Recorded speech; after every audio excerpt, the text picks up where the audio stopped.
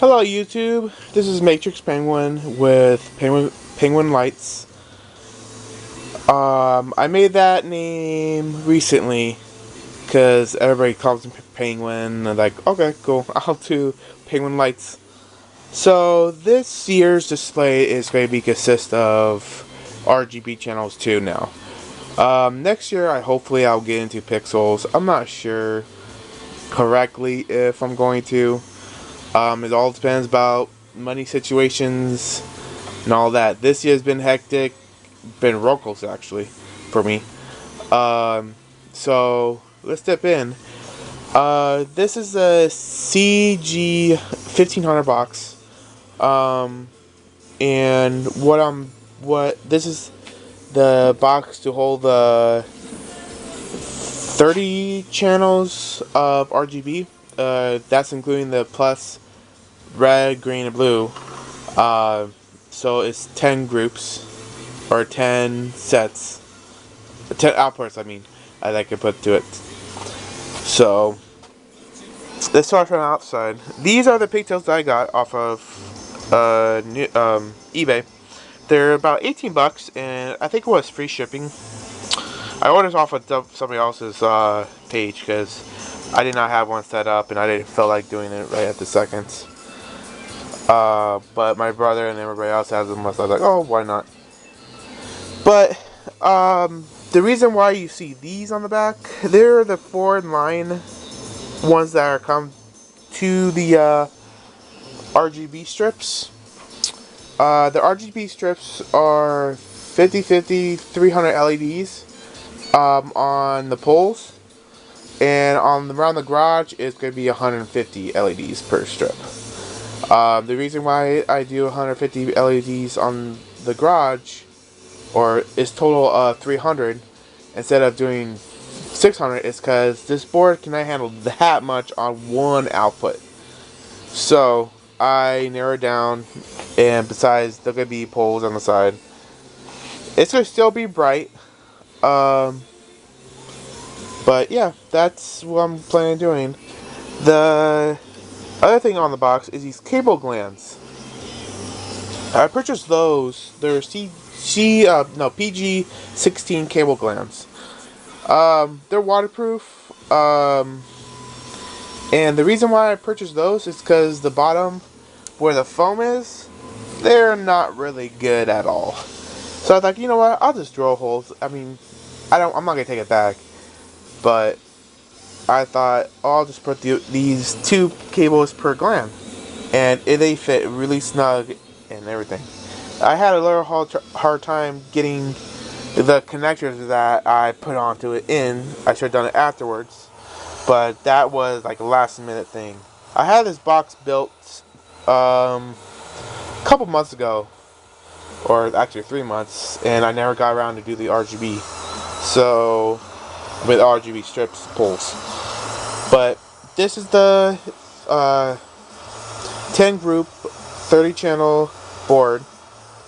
What's neat about this board is that the lights on the bottom are for each channel for the RGB, red, green, and blue. And what's neat about it is that you can basically tell if the board is running or not running. If the light's not on, the board's not running it. And if it is, and the strip's not on, then there's something between your board and your strip. It's easy to diagnose the problem better if you had some stuff like this to diagnose it from.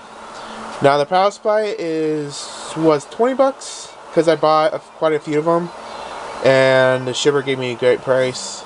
It was best offer, so I can't complain about that.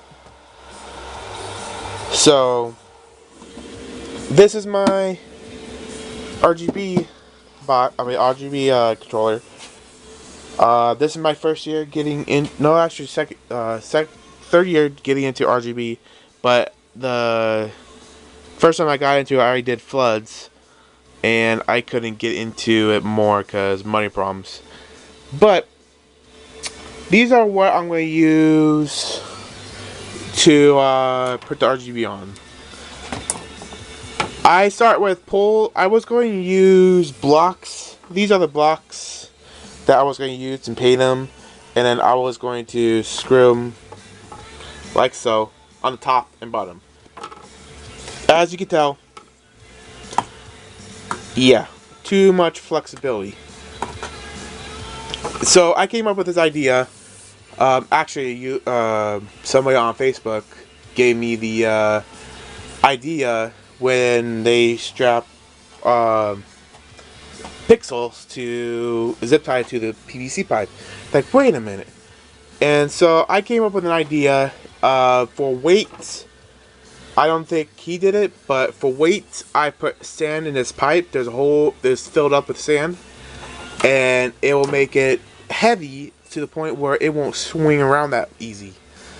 And then after that, it'll get this piece on it. It'll be first be hot glued and then screwed. The reason why I went with this method is because it is more rigidity and not easy to break or anything. Because that's what the whole idea was. This is a finished one that I did. I didn't put the RGB lights on it because I want to show you guys the piece and see how it's countersink every so. I use an impact, but I certainly switch over to my clutch drill because it will strip out. I've been really careful, but I'm just afraid one of these strips are going to strip, or these screws are going to strip out and I'll be sunk because I have to redo it. But I have set up over here. These are the 3 that are done.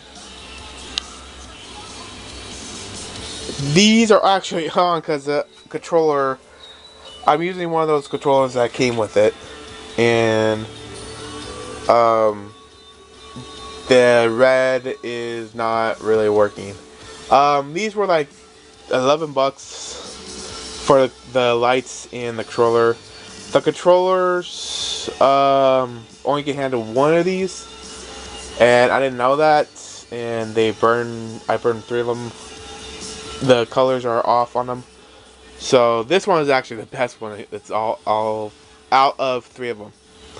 So that's the full intensity of it. Then you can see blue, green, and I'll just do flashing.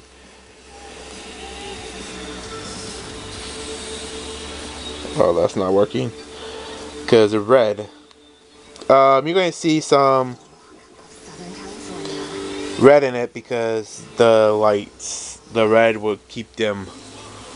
But basically, they're pretty cool. They're actually really bright. I'll just come over here really quick. Take a tour of my garage. Yay! Just kidding. But if I turn them off, that light is on over there. But if you see them in the dark, they're really bright. And this is inside, so I mean, they could be dimmable, dimmer than outside. But I'm really happy with the product, with the finished product. Easy you can see, glue, and then screw this piece on, and I put hot glue on the strips. The reason why I use hot glue and not adhesive is because I want to make sure these strips will last, and if they don't, I can just rip them off, put new ones on. $10. I mean, they're actually $5 because these are half a strip to replace. So doesn't bother me at all. All I do is just cut the back section off and use them for something else. I mean, they're really cheap. My brother went with Ray-Ru. The reason why I didn't go with them is because I'm on a budget and it's just way too much for me right now. And I want to do make an impact on my display, and I'm pretty sure it's gonna make not a big impact, but a pretty good impact, because I haven't been doing anything for the past year or two with it. The only thing major I did is the floodlights. Replace the floodlights that were in my front with RGB floodlights, because I want to change colors, but I don't want to have a whole bunch of outputs. So yeah, this is the finished product. Obviously they're gonna get hooks and get them on, and basically what I'm doing is I bought a whole bunch of, as you can see, from eBay. eBay is my best buddy, and I'm going to waterproof all these connectors, and then when I'm hooking up these, wrap them with electrical tape, because these are going to be disassembled and they're going to be stored up there with the other ones. So hope you enjoy this video, and I'll zoom out and give you a little wide shot of my shop.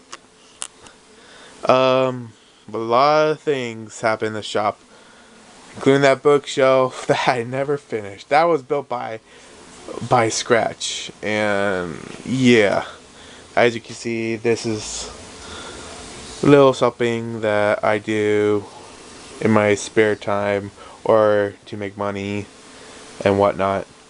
So I mean, I built this garage from ground up. I don't know if people can say that, but I'm pretty sure that people, woodworkers and a lot of people just build those shops and build it up how they like it. And recently I did put these ladders over here because they were hanging over here, and I was like, I'll just clean it up a little bit more. So hope you enjoy this video.